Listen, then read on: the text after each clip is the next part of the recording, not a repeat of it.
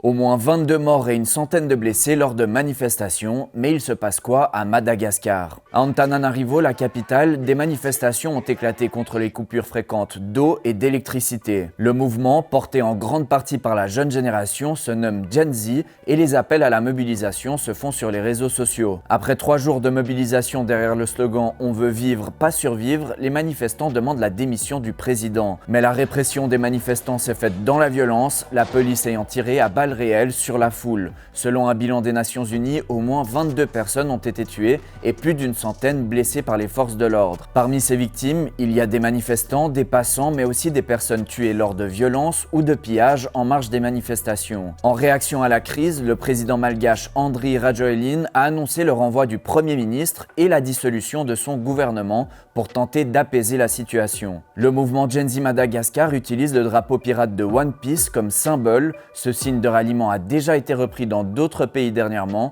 comme en Indonésie ou au Népal, pour exprimer la contestation contre le pouvoir. Cette crise est particulièrement grave. Madagascar est déjà l'un des pays les plus pauvres au monde.